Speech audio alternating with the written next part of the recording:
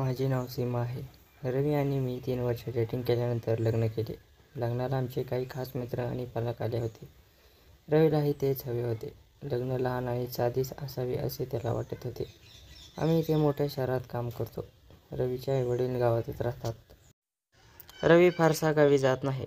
आई बाबा त्याला शहरात येऊन भेटायचे. आम्ही इथे एक छोटेसे घरही घेतले आहे. लग्नामुळे मी नोकरी सोडली आहे. आमचे घर रस्त्याच्या कडेला आहे. खिडक्यांमधून रस्ता दिसतो. आमच्या स्वयंपाकघराच्या खिडकीतूनही रस्ता दिसतो. रवीची ऑफिसची वेळ सकाळी 10. मी सकाळी रवीसाठी जेवण बनवते. अलीकडे मी खिडकीच्या बाहेर एक मुलगी पाहते. ती काय पाहते हे मला माहीत नाही. आज पुन्हा माझी नजर रस्त्याच्या पलीकडे असलेल्या खिडकीबाहेर गेली. तीच मुलगी फार जुनी नव्हती. ती 23 वर्षाची असावी. आज पुन्हा आमच्या घराकडे बघत होती. पहिल्या दिवशी वाटलं कुणीतरी असावं, पण 3-4 दिवसापासून ती सतत येताना पाहते. मला वाटले की तिच्याशी जाऊन बोलावे. कदाचित ती आमच्या घराकडे बघत असेल, दुसऱ्याचे घर समजत असेल. रवी सकाळी झोपला होता. ती पुन्हा त्याच्या अंतरावर उभी होती. यावेळी ती बाहेर गेली. मला तिच्याकडून येताना पाहून ती आणखीच घाबरली. मी तिला विचारले, तुला काय प्रॉब्लेम आहे? तू कुणाला शोधते आहेस? ती घाबरून म्हणाली, रवी इथेच राहतो. मी म्हणाले, हो, तुला कसं माहीत? हे ऐकून ती घाबरली आणि निघून गेली. मी त्याला मागून हाक मारली. तिने ऐकले नाही. मी माझ्या घरी परत आले. मी आल्यावर रवीला उठवले आणि विचारले, कुठे गेली होतीस? मी म्हणाले, मला माहिती नाही. एक मुलगी ती आपल्या घराकडे पाहत राहते. मी जाऊन तिला विचारले तर तिने तुझं नाव माहीत आहे. तुला काही सुंदर गोरी मुलगी माहीत आहे. हे ऐकून रवीला राग आला. तो म्हणाला, तू वेडा आहेस? कोणी काहीही म्हणेल आणि तू मान्य होईल का? पण हे ऐकून रवीचा चेहरा नक्कीच फिका पडला. माझ्याही मनात काहीतरी धावू लागले. संध्याकाळी रवी आला तेव्हा मी या विषयावर बोलले नाही. दुसऱ्या दिवशी सकाळी मला जाग आली तेव्हा रवी आधीच उठला होता. किचनमध्ये गेल्यावर किचनची खिडकी बंद करून मोठ्या कष्टाने उघडली. मी प्रयत्न करत होते पण मला वरची कुंडी उघडत आली नाही. मी नेहमी खालच्या कुंडीने खिडकी दुरुस्त करायची, पण आज खिडकीच्या वरच्या कुंडीलाही कुंडी लावली होती. कसं तरी मी कुंडी उघडली आणि खिडकी उघडली. रवी तिथे त्या मुलीशी बोलत होता. हे पाहून मला आश्चर्य वाटले. त्याला ओरडून राग येत होता.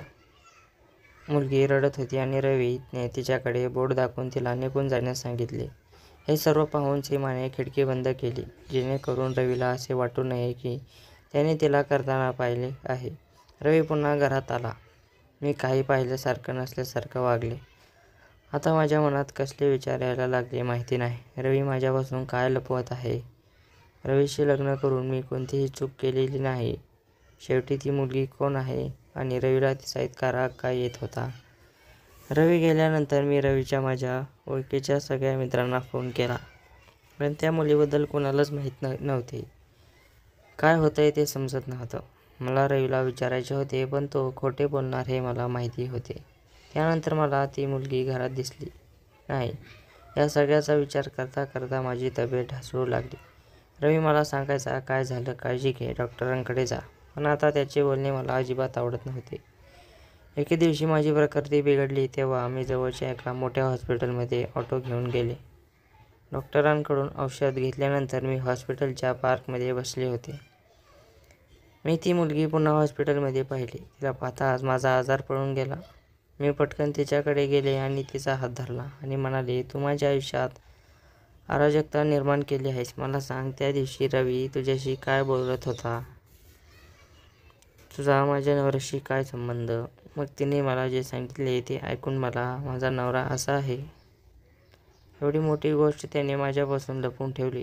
सायंकाळी रवी आला असता आपल्या घरात मुलगी पाहून त्याला धक्काच बसला. मी पण त्याच्या जवळ बसले होते. रवी तिच्याकडे बघत मला, असं तर तू सर्व काही सांगितलेस? तू मला माझ्या कुटुंबापासून राहण्यास सांगितले, दूर राहण्यास सांगितले होते.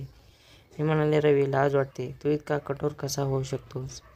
तू तुझ्या खऱ्या बहिणीला मदत करत नाहीस. ती मुलगी रवीची सख्खी बहीण संध्या होती. तिने आपल्या आवडीच्या मुलाशी लग्न केले. त्यामुळे रवी आणि त्याच्या कुटुंबियांना तिच्याशी सर्व संबंध तोडले. रवी म्हणाला की मला बहीण नाही. मी म्हणाले, तिचा नवरा रुग्णालयात आहे. तिला पैशाची गरज आहे. जर बहीण नसेल तर माणुसकीच्या बाहेर तुम्हाला तिला मदत करायला लागेल. आणि तुम्ही तुमच्या पसंतीच्या मुलीशी लग्न केले, मग यासाठी नियम तुम्हाला का लागू होत नाही? तू अशा मनाचा आहेस हे मला माहिती असते तर तुझ्याशी लग्न केले नसते. जो माणूस आपल्या बहिणीचे अश्रू ओघळू शकत नाही, त्याच्या छातीत हृदय असू शकत नाही. असे म्हणत मी आतून माझे सर्व दागिने घेतले आणि मीरासोबत निघून लागले. आम्हाला जाताना पाहून रवीला जरासा रडायला लागला. त्याला पाहून मीराही रडू लागली. रवी रडत म्हणाली, आम्ही तिच्यावर खूप प्रेम केले आहे बाबा. आई, मी तिला राणी बनवले आणि तशीच एका दिवशी न सांगता घरून निघून गेली. तिने आमचे प्रेम पाहिले नाहीस.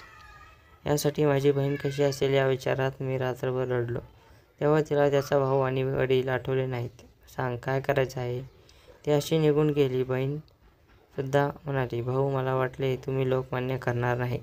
त्या दोघा भाऊ बहिणींना रडताना पाहून माझे डोळे भरून आले. पण जणू सर्व ओल्या तक्रारी अश्रूंनी संपल्या.